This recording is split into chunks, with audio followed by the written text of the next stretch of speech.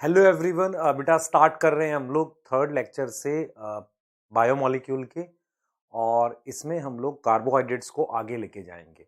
अब बेटा एक दो चीज़ मैं आपसे डिस्कस करना चाह रहा था कि अभी जैसे हमने रिवीजन स्टार्ट करी है, तो कुछ बच्चे जिन्हें नीड है वही लेक्चर देखें, जिन्हें लगता है उन्हें कुछ चीज़ें मिस हैं तो वो देख लें। उसके अलावा बेटा इसका भी अब अलग से नोट्स का नहीं करो, मतलब जो नोट्स आपको भेज दिया ठीक है रिवाइज कर लो। मेन चीज़ क्या होती है, आपको अपनी कॉपी के नोट्स रिवाइज करने चाहिए। आप में से बहुत सारे सोचते हैं कि यार पहले कॉपी के नोट्स हो, उनसे एक शॉर्ट नोट बना लो, फिर उसका भी शॉर्ट नोट बना लो। आपको क्या करना होता है, अपने कॉपी के नोट्स ही बार-बार रिवाइज करने होते हैं। सही स्ट्रैटेजी तो ये होती है। उससे क्या होता है कि वो पेजेस जो होते हैं आपके दिमाग में बैठ जाते हैं। जब आप आँख बंद करते हैं या सोचते हैं तो वो पेजेस दिखते भी हैं। तो एक ही सोर्स को बार-बार रिवाइज करना ज़्यादा बेटर स्ट्रैटेजी है, ना कि आप नई-नई चीज़ें बनाओ। क्योंकि आप में से बहुत सारों को लगता है कि यार कुछ नया होना चाहिए, जैसे कि फ्लैश कार्ड हो गए, आपके शॉर्ट नोट्स हो गए, मतलब कुछ नया-नया मिलना चाहिए तभी। नहीं बेटा, आपको नए की इच्छा में पुराना खराब मत करो ना, ये तो गलत चीज़ होती है। मेरा अभी भी मानना है कि वो जो ट्रेडिशनल तरीके थे, नोट्स नॉर्मल बने हुए हैं, उन्हीं को बार-बार रिवाइज़ कर रहे हैं, उसमें से पेपर आ रहा है। वो हमेशा काम करेंगे, दे ऑलवेज़ वर्क एक्चुअल में। समझ आ रहा है आपको ये? तो कुछ नया नहीं करना है यार, उसी को सही से करना है, पैनिक क्यों कर रहे हो? अगर मैं आपको ऑफलाइन कोचिंग के लिए बताऊँ, तो अभी वहाँ पर बहुत कम सिलेबस हुआ है। तो वो लास्ट में जाके तो वो उसको बहुत फास्ट करा देंगे। हमने लगभग बेटा काफ़ी सारा सिलेबस कवर कर लिया। अगर आप देखो बायो में हमने लगभग 17 चैप्टर के आसपास 16-17 चैप्टर के आसपास कवर कर लिए हैं और वो 11th के बड़े चैप्टर्स हैं। 12th में जो मेजर सिलेबस है बेटा वो तो 3, 4, 5, 6 चैप्टर में ही है ना। बाकी चैप्टर्स तो छोटे-छोटे हैं। अब बताओ मैं आपको माइक्रोब्स इन ह्यूमन वेलफेयर में 1 या डेढ़ क्लास से ज़्यादा कितना पढ़ा सकता हूँ उसे मैं। तो आप में से बहुत सारे पैनिक करने लगते हैं। दूसरी चीज़, बहुत सारों को ऐसा लगता है कि यार हर बार फुल सिलेबस का टेस्ट हो जाए, कुछ को लगता है यार फुल का ना हो। ये स्ट्रैटेजी हम पे रहने दो ना, कैसे लेना है। क्योंकि हम ये मानते हैं कि बेटा थोड़ा-थोड़ा करके अगर आपसे रिवीजन कराएँगे तो ठीक रहेगा। इकट्ठे सारा देने से कई बार लॉस हो जाता है। लॉस ये होता है क्योंकि हम ये भी समझते हैं कि जैसे कोई चीज़ है, आप उसको बेंड करो, थोड़ी फोर्स लगाओ तो वो मुड़ेगी। लेकिन आप ज़्यादा फोर्स लगा दोगे तो टूट जाएगी ना बेटा ये। तो ये चीज़ समझते हुए हमें मतलब ध्यान रखना है कि कैसे चीज़ों को मूव करना है, लेना है आप लोगों को। तो यहाँ से बेटा मैं बहुत सारे बच्चे अब 3 महीने आपके हमारे साथ लगभग कंप्लीट हो गए। मैं ये मान रहा हूँ कि मुझे याद है कि मेरा फर्स्ट लेक्चर अराउंड 28th को आया था। मतलब आप मान के चलिए 28 या 29 ऐसे आया था।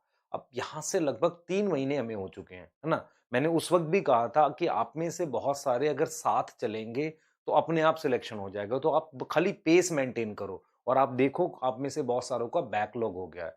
तो बैकलॉग ऐसी चीज़ है बेटा जिसको आप बढ़ने मत दो अभी भी। जितना है ठीक है, उसको और बढ़ने मत दो। जब तक आप उस पेस पे नहीं आओगे कि और बढ़ नहीं रहा है। क्लियर? जो है वो ठीक है, मतलब करेंगे उसको, लेकिन जो बढ़ नहीं रहा है, अगर आप उस फ्रेम में आ जाओगे कि बढ़ने नहीं दूँगा, मैं डेली का काम डेली फिनिश करूँगा, तभी आप उसको वापसी खत्म कर सकते हो। क्योंकि ग्राफ भी तो ऐसे आता है ना कि पहले ऐसे बढ़ रहा है, फिर कांस्टेंट, फिर डिक्रीज़ हो रहा है। तो बैकलॉग क्या है, बढ़ रहा है। पहले उसको कांस्टेंट पे लाओ, फिर वो डिक्रीज होगा। क्लियर? आपको समझ आनी चाहिए, बेसिक चीजें हैं बेटा। अब टाइम कैसे मैनेज करना ये आप देखो। क्लियर? ये आपको करना है। मैं बार-बार बोलता हूँ, बच्चे कहते हैं कि सर कुछ ऐसा आप बता दो। बेटा कुछ ऐसा मतलब क्या बताऊँ आपको, बताओ? मैं कहूँ कि लेक्चर मत देखो या आप क्वेश्चन मत बनाओ या आप सब कुछ शॉर्ट में पढ़ लो, फिर वहाँ एग्जाम में याद नहीं आने वाला। पढ़ना तो प्रॉपर पड़ेगा ना। तो अपने आप को मतलब ऐसा प्रिपेयर करो कि मुझे 3 महीने और इसी तरीके से लगे रहना है। सबसे इम्पोर्टेंट है बेटा, जो मुझे दुःख होता है बच्चों को लेके, वो उनके टेस्ट को लेके होता है। बहुत सारे बच्चे आप में से टेस्ट नहीं दे रहे हैं। जो टेस्ट नहीं दे रहे हैं बेटा, मैं उसको रिटर्न में दे सकता हूँ, उनका सिलेक्शन नहीं होगा। मैं बार-बार इस बात को बोलता हूँ, टेस्ट देना बहुत ज़रूरी है। टेस्ट में कम मार्क्स आए ये कोई बात नहीं, आप टेस्ट दे के आओ। जैसे मान लो आपकी फिज़िक्स कम प्रिपेयर थी तो आपने पूरी छोड़ दी, ऐसा नहीं करना। आप अटेम्प्ट करो ना, जितना आपको आता है अटेम्प्ट करो, रिवाइज़ करने की हैबिट डालो। समझो इस बात को। क्योंकि बार-बार रिवीजन आपको क्या करेगी, तैयार करेगी। टेस्ट बेटा बहुत ज़रूरी होता है क्योंकि उससे एग्ज़ाम का टेम्परामेंट डेवलप होता है। आप में से बहुत सारे मुझे ये बताओ, आपने क्रिकेट मैच देखा होगा। क्रिकेट मैच में ऐसा हो अगर कि कोई एक प्लेयर है जिसने आज तक कोई मैच नहीं खेला और वो सीधे वर्ल्ड कप का मैच खेले और सेंचुरी मार दे, ऐसा तो पॉसिबल नहीं है। क्लियर? सेम आप अपनी सिचुएशन सोचो ना। आप टेस्ट वाले मैच खेल नहीं रहे हो, सीधे सोच रहे हो कि नीट में मैं इकट्ठा कर लूँगा। अभी आप में से बहुत सारे इस फ्रेम में आ जाएँगे कि टेस्ट में टाइम वेस्ट होता है। टेस्ट देने से टाइम वेस्ट होता है, वो 3 घंटे बचा के हम पढ़ लें तो कितना मज़ा आए, कितना अच्छा रहा, ऐसे सोच के टेस्ट छोड़ देते हैं। मैं इस चीज़ को 100% बता रहा हूँ आपको, ऐसे बहुत सारे ऐप में से। क्लियर? जो मेरी बात सुन रहे होंगे उनको खराब लग रहा हो, बेटा ये तरीका सबसे गलत है। देखो किन-किन बच्चों का सिलेक्शन नहीं होगा। पहला, जो टेस्ट छोड़ते हैं। दूसरा, जो टेस्ट में कुछ पार्ट अटेम्प्ट करते हैं, कुछ पार्ट छोड़ देते हैं। तीसरा, जो टेस्ट को बहुत जल्दी अटेम्प्ट करते हैं, इतना जल्दी करते हैं कि उनके बहुत सारे क्वेश्चन गलत हो जाते हैं।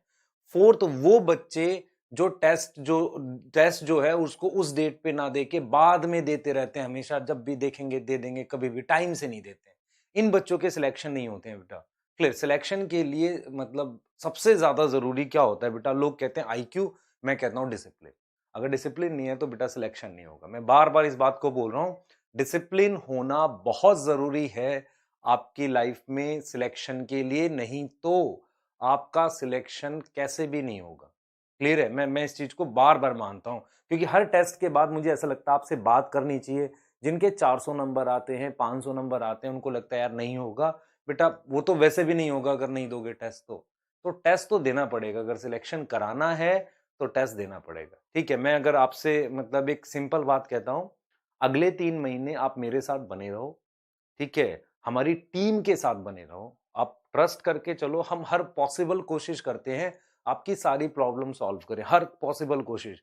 मैंने आज तक अगर आप देखें कभी भी मैं जब भी पढ़ाता हूं तो कभी किसी टीचर की ऐसा तारीफ नहीं करता, या कभी मैं पढ़ाते वक्त ये नहीं बोलता कि welcome to on your own physics वाला, या मैं एक्चुअली मेरे से निकलता ही नहीं है कि मैं किसी को प्रेज करूं ऐसे, जब तक मैं उस पर ट्रस्ट ना करूं। लेकिन जो 3 महीने का बेटा टाइम गया है, उसमें मैंने देखा है बैक हैंड में कितना एफर्ट किया जाता है। मैंने देखा है खुद से। क्लियर? मैंने खुद भी किया है और औरों को भी देखा है करते हुए। तो इतना स्ट्रांग एफर्ट होने के बाद, इतना स्ट्रांग इनपुट के बाद भी अगर कुछ कमियां हैं छोटी बड़ी, वो हम लोग कंटिन्यूअसली उस पर वर्क कर रहे हैं। कभी ऐसा नहीं कि आपका कोई कोई मैसेज पढ़ा और हमने उस पर रिएक्ट करने, हमने जवाब नहीं दिया उस वक्त तो अलग चीज है, लेकिन हम उस पर एक्ट जरूर करते हैं कि ये किया जाएगा तो बच्चों को फायदा होगा।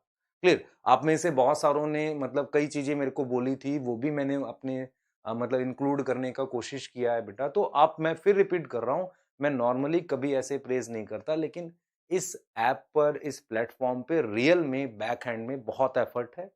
उस एफर्ट को हमारे साथ बनाए रखो 3 महीने। उसके बाद आप रेडी होगे लॉन्च करने के लिए खुद को सिलेक्शन से। डरो मत कम मार्क्स से, मेहनत करो बेटा। ये बहुत जरूरी है, क्योंकि मैं इस चीज को बार बार नहीं बोलता हूं, मैं बच्चों से ज्यादा बात नहीं करता। मेरी अपनी क्या प्रॉब्लम्स थी, मैं उनसे निकल के आया हूं। ठीक है? और मैं रियल में आपको बता रहा हूं कि ये सबसे ज्यादा डिफिकल्ट फेज होते हैं लाइफ के, सबकी लाइफ में प्रॉब्लम है, कुछ ना कुछ आता रहता है। तो मेन चीज क्या है बेटा? फोकस होना, वापसी आना, है ना? वापसी आना बहुत जरूरी है। और अभी भी देखो जो लेट ज्वाइनिंग भी है, क्लियर, ये कम टाइम नहीं है बेटा। कम टाइम उनके लिए होता है जो करना नहीं चाहते। जो कोशिश करोगे, देखते हैं क्या होता है। कोशिश तो करो, अगर नहीं करोगे तो फिर तो कुछ होना ही नहीं है ना। तो मैं आपसे बेटा एक बढ़िया एफर्ट की उम्मीद कर रहा हूं कि आप जरूर इसको करें और मतलब अपना कुछ बेटर परफॉर्म करें, है ना? मैं मतलब एक्सपेक्ट कर रहा हूं बेटा आप लोगों से कि आप टेस्ट में जो बच्चे आपके अपीयर हो रहे हैं हमारे, उनका नंबर बढ़ेगा। मैं इस चीज को एक्सपेक्ट कर रहा हूँ, और जो टेस्ट आप लोग छोड़ रहे हैं उसको बंद करें, है ना? मेरा सजेशन ये माने कि 3 महीने हमें और मतलब पूरा हिम्मत से लगे रहना है। ठीक है? लगे रहने का मतलब बेटा वो टाइम तो लगेगा ना, नींद भी बहुत आएगी। ये टाइम आ गया, वो डिफिकल्ट टाइम आ गया। कई बार लेक्चर मेरा सुबह लेट हो गया, मेरा आज तक लेक्चर लेट नहीं होते थे। 2 दिन मेरे भी लेट हो गए, क्योंकि सुबह उठना बहुत मुश्किल है। मैं सोचता हूँ कि सुबह 4 बजे उठ के लेक्चर रिकॉर्ड कर दूंगा, टाइम पे चला जाएगा, लेकिन उठते उठते मान लो 5:30 हो गया। तो ये तो मेरे साथ भी हो गया ना। तो इसका मतलब हम क्या करेंगे फिर? रात में रिकॉर्ड करें? कुछ अल्टरनेट तो खोजें, आपके लिए करना तो पड़ेगा ही। तो मैं बार बार इस चीज को बोल रहा हूं बेटा, प्लीज अपना एफर्ट बनाए रखो, अपने पर बिलीव करो। जब भी लैक ऑफ मोटिवेशन हो, अपने पेरेंट्स के पास बैठो, कुछ टाइम शांति से बैठो। जैसे मैं भी ने भी जब देखा अपना कि कभी कुछ ऐसा लगता है कि नहीं हो पाएगा, तो मैं भी थोड़ा शांति से बैठता हूँ, अपने माइंड को काम करता हूँ, सोचता हूँ कैसे करना है, होगा कैसे नहीं, कोशिश तो करते हैं। दूसरा, आप अपने अंदर मोटिवेशन अपने पेरेंट्स के थ्रू लाओ, उनसे बात करो, उनको बताओ अपनी सिचुएशन ये है, वो आपको डिस्कस करेंगे, आपको मोटिवेट करेंगे, क्योंकि किसी मोटिवेशनल स्पीकर की नीड नहीं होती बेटा।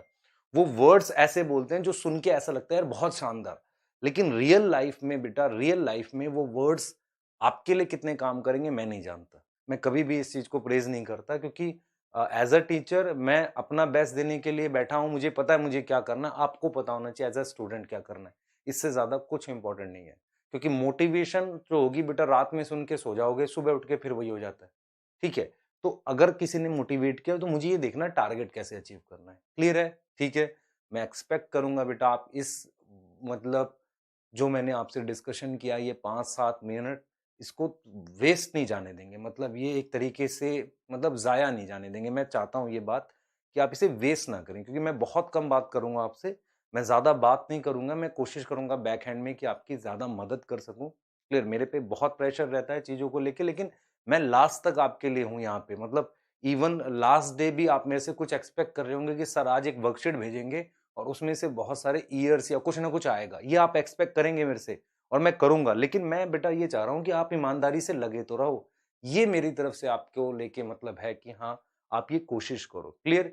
तो बेटा स्टार्ट करते हैं हम लोग अपना लेक्चर जिसमें हम लोग डिस्कस करेंगे कार्बोहाइड्रेट्स के बारे में।